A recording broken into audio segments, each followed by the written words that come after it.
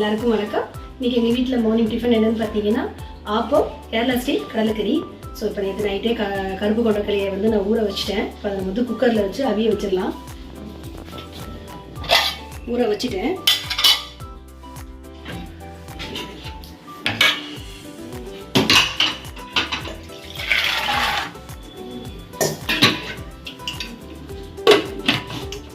வந்து வெங்காயம் நறுக்கி வச்சுட்டேன். சின்ன வெங்காயம் வந்து ஒரு 20 சின்ன வெங்காயம் நறுக்கி வச்சுருக்கேன்.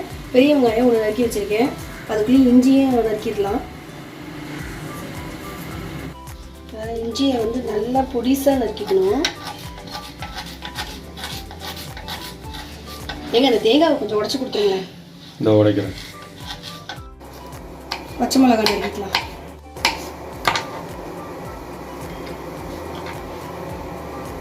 இப்போ 3 தக்காளி எடுத்துருக்கேன். இதை வந்து பேஸ்ட் மாதிரி அரைச்சி எடுத்துகிட்டு வந்துடுவோம். தக்காளியை அரைச்சி எடுத்துகிட்டு வந்துடுவோம். அரைச்சாச்சு. இதை சட்டியில் மாற்றிடலாம்.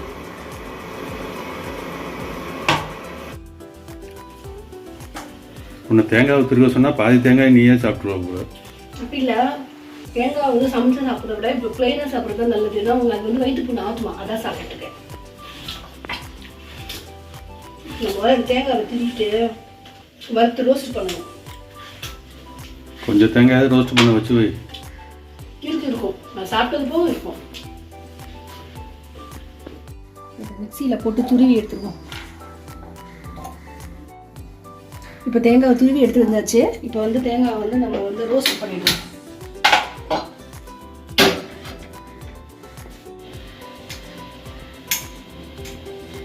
இதை வந்து அடுப்பை சிம்மில் வச்சு தான் ஃப்ரை பண்ணணும்.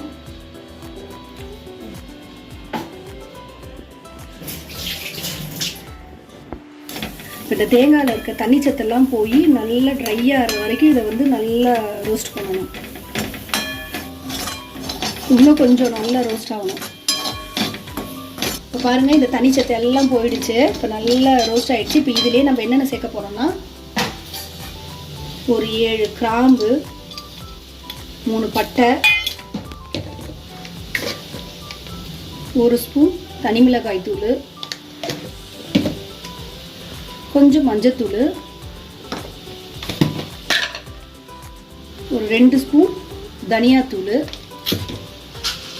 ஒரு 1 ஸ்பூன் மிளகு. இதையும் சேர்த்து இதோட நல்லா ரோஸ்ட் பண்ணிட வேண்டியதான். அதான் இந்த மிளகாத்தூள்லாம் கொஞ்சம் கரிஞ்சிடாமல் பார்த்து ரோஸ்ட் பண்ணிவிட்டு இதை நம்ம ஆஃப் பண்ணிட வேண்டியதான். அவ்வளோதான், இதை அமர்த்திடலாம்.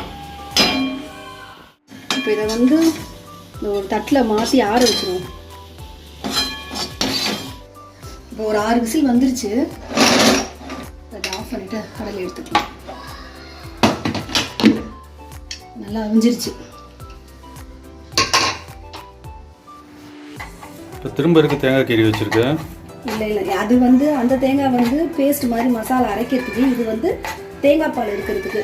லாஸ்ட்டாக இந்த கடலைக்கறி செஞ்சு முடிக்கணும். இந்த தேங்காய் பாலை ஊற்றி இறக்குனா தான் அந்த டேஸ்ட்டே சூப்பராக இருக்கும். ஸோ அதனால் இதை வந்து தேங்காய் பால் எடுக்கிறதுக்காக தான் இப்போ நறுக்கிட்டு இருக்கேன்.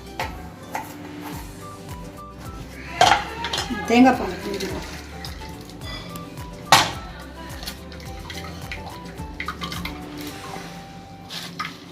இது இன்னொரு நாடு அடிக்கணும். நம்ம கடலைக்கறி செய்ய கடாய் வச்சாச்சு. இப்போ இதுக்கு என்ன ஸ்பெஷல்னு சொல்லுங்கள். இந்த கடலைக்கறிக்கு தேங்காய் எண்ணெய் தானே? ஆமாம். இப்போ அதனால் தேங்காய் எண்ணெய் ஊற்றிடுவோம். தேங்காய் எண்ணெயோட ஃப்ளேவரில் தான் அந்த கடலைக்கறி நல்லா இருக்கும். ஆமாம். ஸோ அதனால் தேங்காய் எண்ணெய் வந்து நல்லா சூடாகட்டும். வேறு எண்ணெய் ஊற்றினா அந்த ஃப்ளேவர் வராது உனக்கு. ஆமாம். 1 ஸ்பூன் கடுகு, இப்போ கடுகு வெடிச்சிச்சு. இந்த கருவேப்பிலை சேர்த்துக்கலாம். பொடியாக நறுக்குன இஞ்சி, ஒரு பச்சை மிளகாய். இந்த தேங்காய் எண்ணெயிலே இந்த இஞ்சி பச்சை மிளகாலாம் நல்லா இது பண்ணும்போது அந்த ஃப்ளேவர் சூப்பராக இருக்கும். இப்போ நறுக்குன ஒரு பெரிய வெங்காயம்,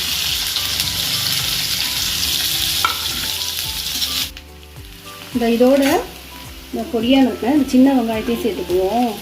இந்த சின்ன வெங்காயம் என்னென்ன தேங்காய் எண்ணெயில் நல்லா வறுபடும் போது தான் ஒரு ஸ்மெல்லும் வாசனை சூப்பராக இருக்கும். இப்போ வெங்காயம் நல்லா வதங்கிருச்சு. இப்போ நம்ம அரைச்ச தக்காளியை சேர்த்துக்குவோம்.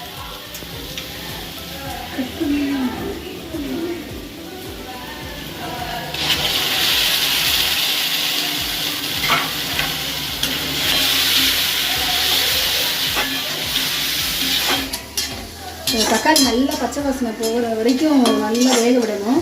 இருக்கட்டும், அதுக்குள்ளேயும் நம்ம வந்து ஆறிடுச்சு இந்த மசாலா. இதை வந்து நம்ம அரைச்சிட்டு வந்துடுவோம் மிக்சியில்.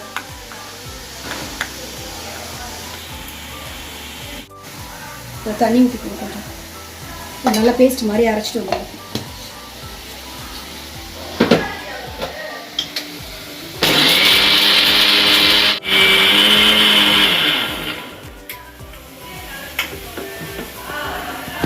மசாலா ரெடி ஆயிடுச்சு. இந்த தக்காளியில் கொஞ்சம் லைட்டாக தண்ணி ஊற்றிக்கணும்.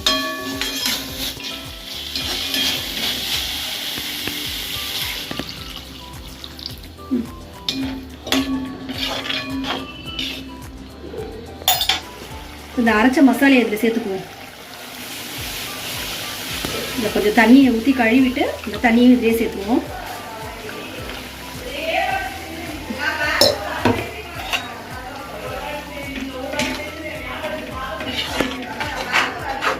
மசாலா நல்லா கொதிக்கணும். இது கொதிச்சிட்டு இருக்கு. இதில் வந்து இதுக்கு தேவையான அளவு உப்பு சேர்த்துக்கலாம். இந்த வேக வச்ச கடலையை இதில் போட்டுக்குவோம். ஆக்சுவலி கடலையில் வந்து அவிக்கும் போதே உப்பு போட்டு தான் அவிக்கணும். நான் அவிக்காமல் விட்டுட்டேன். அதனால் இப்போ இந்த கிரேவியில் அதுக்கும் சேர்த்து போட்டாச்சு உப்பு. இன்னும் கொஞ்சம் கெட்டி ஆனோன்னு லாஸ்ட்டாக தேங்காய் பால் ஊற்றி இறக்க வேண்டியதுதான்.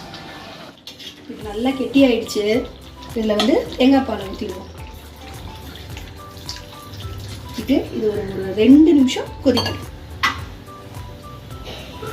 இப்போ கடலைக்கறி ரெடி ஆயிடுச்சு. இப்போ லாஸ்ட்டாக பார்த்தீங்கன்னா கொஞ்சம் தேங்காய் எண்ணெயை ஊற்றிட்டு இந்த கொத்தமல்லியை போட்டு இறக்கிற வேண்டியதான்.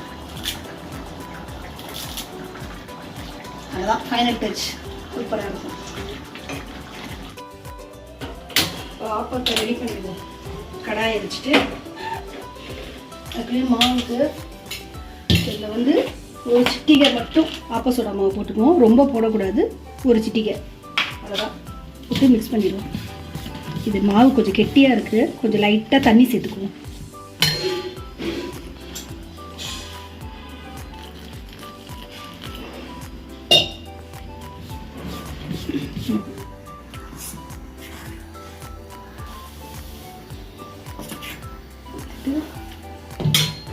நல்லா சுற்றி எடுத்துட வேண்டியதான்.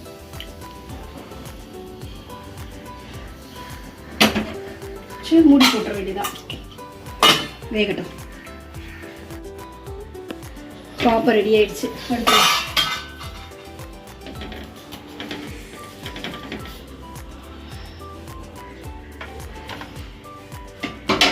அடுத்த ஆப்பம் ஊற்றிக்கலாம். இன்னொரு ஆப்பம் ஊற்றிக்கிட்டுருவோம்.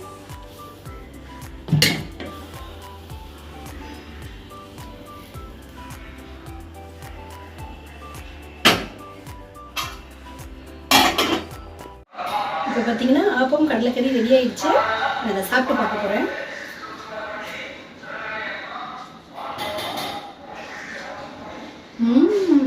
சூப்பராக இருக்கும். அதுமாதிரி நீங்களும் உங்கள் வீட்டில் ட்ரை பண்ணி பாருங்கள். பிடிச்சிருந்தா லைக் பண்ணுங்கள், ஷேர் பண்ணுங்கள், மீனஸ் எடுப்படிக்கு சப்ஸ்கிரைப் பண்ணுங்கள்.